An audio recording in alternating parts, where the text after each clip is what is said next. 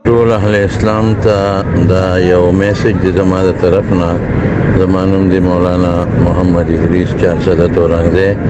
شیخ ادریس صاحب باندې رحمه شوري ما اوس راته د ساولډیر نه مولانا عرفان الله صاحب ټلیفون وکړ چې ستا د ساولډیر د واقع متعلق یو دغه چلیږي، یو پوسټ چا ورکړی دی او چلیږي. نو زه دا تاسو ته وایم چې دا زما आवाज هم نه دی او یا کویم نو چا به ځانه جوړ کړی وي.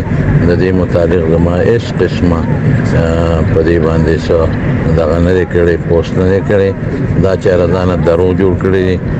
ما دا خلک منې کړي دي چې طالبانو داسې مه کوئ. نو د دې ساولډیر د دې مسلې متعلق زما هیڅ قسمه پوسټ نشته.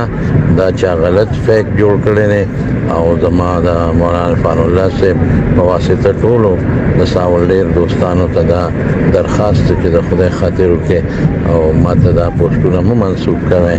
دا زما نه اواز دی نه زما پوسټ دی او دا هر چا چې جوړ کړی دی انتشار دپاره غلط یې جوړ کړی دی، ظالم دی. او که چاته د دې چل ورځي نو چې چا شیر کړي چا یې کړي هغه ته مهرباني وکړئ او ټلیفون وکړئ وایي ظالم ولې ظلم کوي او دا ډیلیټ کړه. جزاک الله. الله دې ټول دوست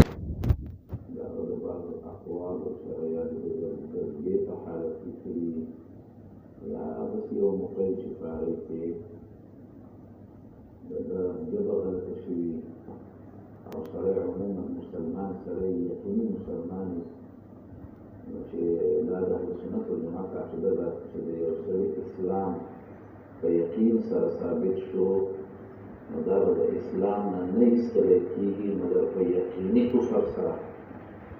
او یقیني کفر دا نه دی چې یو سړي د خدای نه په غلطۍ کې څه د ګستاخۍ کلمات وځي، نه بلکې ډېر ځل یو کلمه د کفر وي لیکن سړی پرې نه داخل کېږي د نیت په وجه باندې ځکه دار و مدار د عملونو په نیت سره دی. خوله داسې خطا شي د ډېر خوشحالۍ په وجه یا د ډېر خفګان په وجه. لکه مشهور حدیث د رسول الله صلی الله علیه وسلم فرمایي چې الله رب العالمین د مسلمان په توبه باندې ډېر زیات خوشحالېږي او دومره خوشحالېږي لکه یو سړی چې په خپل اوښ باندې د خپل خوراک او صحرا کې رواني